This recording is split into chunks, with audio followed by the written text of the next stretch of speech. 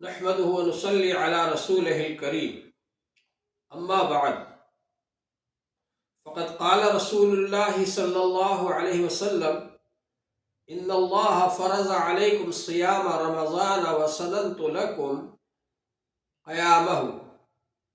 محترم حضرات، ماہ رمضان بہت مبارک مہینہ ہے۔ اس کا ایک ایک لمحہ اور ایک سیکنڈ بہت ہی زیادہ قیمتی ہے۔ اس کی ہمیں قدر کرنا چاہیے۔ اللہ جل شانہ نے ماہ رمضان میں ہمارے لیے دن میں روزہ رکھنے کا حکم فرمایا اور رات میں ہمارے لیے رات کی عبادت کو فرض نہیں فرمایا۔ یہ اللہ تعالی نے ہمارے لیے آسانی کر دی۔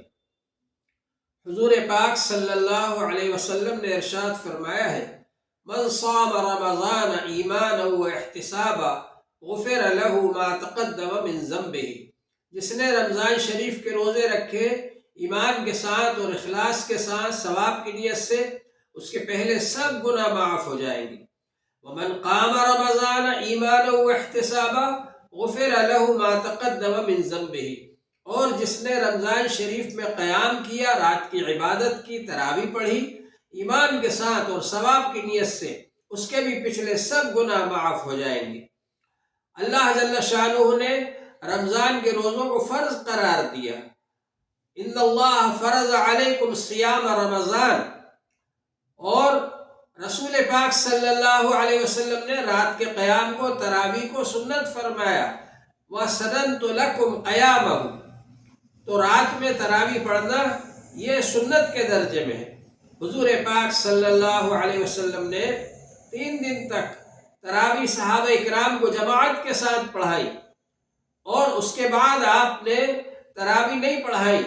صحابہ اکرام جمع بھی ہوئے تو آپ نے فرمایا کہ مجھ کو اندیشہ تھا، انی خشیت ان یفترض علیکم، مجھ کو یہ اندیشہ ہوا کہ یہ تمہارے اوپر فرض نہ ہو جائے اگر میں اس کو پابندی سے پڑھ لوں تو۔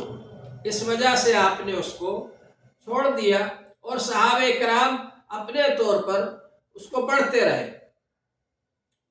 اور حضور پاک صلی اللہ علیہ وسلم کے بعد میں، حضرت ابوبکر رضی اللہ عنہ کے بعد میں حضرت عمر رضی اللہ تعالیٰ عنہ کا جب دور آیا تو یہ اندیشہ ختم ہو چکا تھا فرض ہونے کا، اور صحابہ اکرام 2 4 افراد کی جماعت بنا کر کے تراویح پڑھتے تھے۔ تو اس موقع پر حضرت عمر رضی اللہ تعالیٰ عنہ نے سب صحابہ اکرام کو ایک امام کے پیچھے جمع فرما دیا، اور 2 حضرات کو مقرر فرمایا، حضرت ابی رضی اللہ عنہ کو اور حضرت تمیم رضی اللہ عنہ کو، کہ یہ حضرات 10 رکعات تراویح پڑھائیں، اور آپ نے سب صحابہ اکرام کو ایک جماعت کے ساتھ میں جمع فرما دیا۔ یہ حضرت عمر رضی اللہ تعالیٰ عنہ نے کیا، لیکن حضور پاک صلی اللہ علیہ وسلم نے تراویح پڑھائی ہے جماعت کے ساتھ، اور 20 رکعات تراویح پڑھائی ہے، جیسا کہ مصنف ابن ابی شیبہ کے اندر موجود ہے کہ حضور پاک صلی اللہ علیہ وسلم نے 20 رکعات تراویح پڑھائی ہے۔ تو یہ ہم کو اہتمام سے تراویح پڑھنا ہے، اور اللہ جل شانہ نے ہمارے لیے اس مغفرت کا سامان رکھا ہے، جیسا کہ ابھی میں نے حدیث پاک پڑھی کہ حضور پاک صلی اللہ علیہ وسلم نے ارشاد فرمایا، جو رمضان شریف کے روزے رکھے گا اخلاص کے ساتھ، ایمان کے ساتھ، ثواب کی نیت سے، اس کے پچھلے گناہ معاف ہو جائیں گے۔ اور جو رات میں قیام کرے گا، تراویح پڑھے گا ایمان کے ساتھ اور اخلاص کے ساتھ، ثواب کی نیت سے، اس کے بھی پچھلے گناہ معاف ہو جائیں گے۔ اور تراویح کے اندر قرآن پاک پڑھا جاتا ہے اور سنا جاتا ہے۔ قرآن پاک کو اگر آپ زبانی پڑھ رہے ہیں، بغیر وضو کے بھی زبانی پڑھ سکتے، تو ایک حرف پر آپ کو 10 نیکی ملتی ہے۔ وضو کر کے پڑھیں گے ایک حرف پر 25 نیکیاں ملیں گی۔ اور نفل نماز میں بیٹھ کر پڑھ سکتے، تو نفل نماز میں بیٹھ کر پڑھیں گے ایک حرف پر 50 نیکیاں ملیں گی۔ اور اگر نماز میں کھڑے ہو کر پڑھیں گے ایک حرف پر 100 نیکیاں ملیں گی۔ اور جتنا پڑھنے والوں کو ملے گا اتنا ہی سننے والوں کو بھی ملے گا۔ تو تراویح میں ہم قرآن پاک سنتے ہیں کتنا زیادہ ہم کو اجر و ثواب ملتا ہے۔ اس لیے اہتمام کے ساتھ میں ہم کو تراویح پڑھنا ہے اور 20 رکعت تراویح پڑھنا ہے، اس کا ہمیں اہتمام ہونا چاہیے۔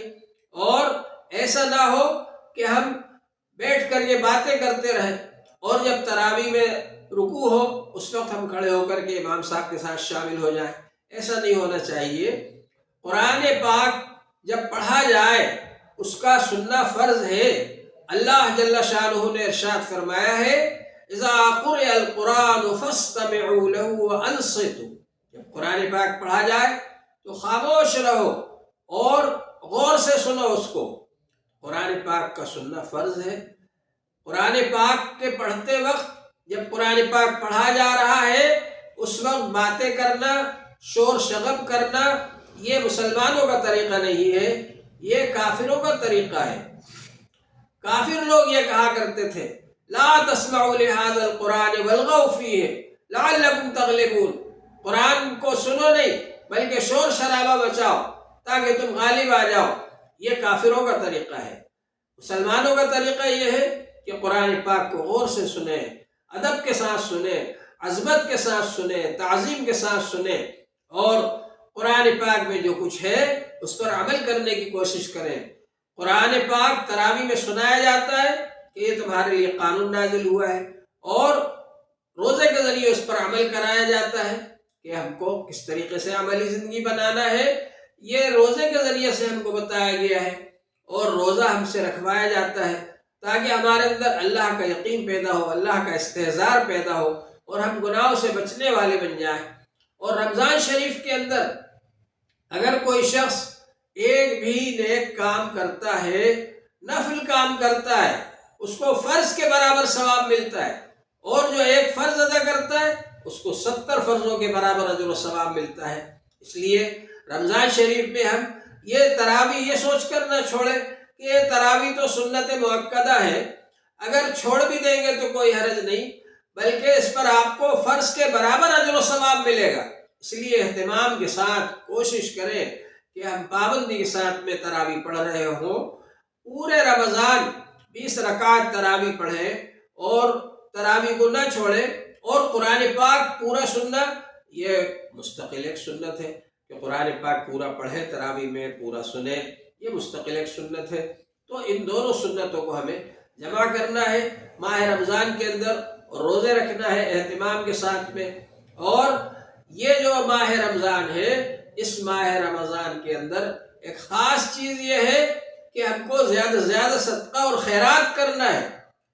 صدقہ اور خیرات عام دنوں کے اندر بھی بہت بڑی چیز ہے، لیکن رمضان کے اندر جب اس کو دیا جائے گا تو اس کا اجر و ثواب بہت زیادہ بڑھ جائے گا۔ اگر آپ نے 1 روپیہ دیا تو اس کا ثواب دوسرے دنوں میں 10 گنا تک بڑھے گا، 10 روپے کا ثواب ملے گا، یا 700 درجے تک ملے گا، 1 روپیے پر 700 تک کا آپ کو اجر و ثواب ملے گا۔ لیکن یہاں کیونکہ ایک فرض کا ثواب 70 فرضوں کے برابر ہے، لہذا وہ 700 تک تو بڑھایا ہی جائے گا، اور 70 سے جب آپ اس کو ضرب دیں گے تو 49,000 تک پہنچ جائے گا۔ یعنی آپ اگر زکوٰۃ دے رہے ہیں جو کہ فرض ہے، اور اس حالت میں دے رہے ہیں آپ کہ آپ نے زکوٰۃ کا 1 روپیہ کسی مستحق کو دے دیا، تو وہ 49,000 روپیے خرچ کرنے کا آپ کو ثواب ملے گا۔ کتنا بڑا اللہ کا رحم و کرم ہے، عنایت ہے، بخشش ہے اللہ تعالیٰ کی طرف سے۔ اللہ تعالیٰ لٹا رہے ہیں اجر و ثواب، جتنا چاہو لے لو۔ تو اس مہینے کے اندر زکوٰۃ کو اہتمام سے ادا کریں، غریب جو مستحق ہیں ان کو آپ دیں، اور اگر یہی زکوٰۃ ہم ایسے مدرسوں میں دے دیں جہاں کے غریب مسکین بچے پڑھتے ہیں، رہتے ہیں، ان کے پڑھنے کا، رہنے کا، کھانے کا انتظام کیا جاتا ہے، تو اس میں کئی درجے زیادہ اجر و ثواب ہے۔ ایک تو غریب مسکین کی خدمت کا ثواب ہے، دوسرے یہ کہ دین کی خدمت کا ثواب ہے، تیسرے یہ کہ یہ صدقہ جاریہ ہے۔ جب تک وہ بچے پڑھتے رہیں گے اور ان کے پڑھائے ہوئے دوسروں کو پڑھائیں گے تو وہ اجر و ثواب ہمیشہ ہمیشہ آپ کو ملتا رہے گا۔ حضور پاک صلی اللہ علیہ وسلم نے ارشاد فرمایا ہے اذا مات الانسان انقطع عنہ عملہ، انسان جب مر جاتا ہے اس کے اعمال کا سلسلہ ختم ہو جاتا ہے، بند ہو جاتا ہے۔ الا من ثلاثۃ، مگر 3 چیزیں ایسی ہیں کہ ان کا اجر و ثواب ملتا رہتا ہے۔ الا من صدقۃ جاریہ، ایک تو صدقہ جاریہ ہے، اس کا ثواب ہمیشہ ملتا رہتا ہے۔ او علم ينتفع به، یا علم چھوڑ کر کے جائیں، وہ علم جب تک باقی رہے گا اس کا اجر و ثواب ملتا رہے گا۔ او ولد صالح يدعو له، یا نیک اولاد کو چھوڑ کر کے جائیں، وہ نیک اولاد جب تک دنیا میں رہے گی اور نیک کام کرے گی تو آٹومیٹک ماں باپ کو بھی اس کا اجر و ثواب ملتا رہے گا۔ تو یہ صدقہ جاریہ ہے۔ مدرسوں میں جو بچے پڑھتے ہیں وہ دین کا علم حاصل کرتے ہیں، دوسروں کو پڑھائیں گے، پھر وہ اور دوسرے لوگوں کو پڑھائیں گے، وہ سلسلہ چلتا رہے گا۔ اسی طرح مدرسوں کے اندر بچوں کو نیک بنایا جاتا ہے، اصلاح کی جاتی ہے، تربیت کی جاتی ہے، وہ نیک باتیں پھیلائیں گے دوسروں کے اندر، اس کا بھی اجر و ثواب ہم کو ملے گا۔ تو یہ صدقہ جاریہ ہے۔ اور اللہ جل شانہ نے ارشاد فرمایا ہے للذین احسروا فی سبیل اللہ، یہ صدقہ و خیرات ان کو دو جو کہ اللہ کے کام میں لگے ہوئے ہیں، جو دین کے کام میں لگے ہوئے ہیں۔ احسروا فی سبیل اللہ، اللہ کے راستے میں رکے ہوئے ہیں۔ لا یستطیعون ضربا فی الارض، وہ کھانے کمانے کے لیے اور کاروبار کے لیے نہیں جاتے، اس لیے کہ اگر وہاں جائیں گے تو دین کے کام کا حرج ہوگا، لہذا وہ اسی کام میں لگے ہوئے ہیں، کھانے کمانے کے لیے کاروبار کے لیے نہیں جاتے۔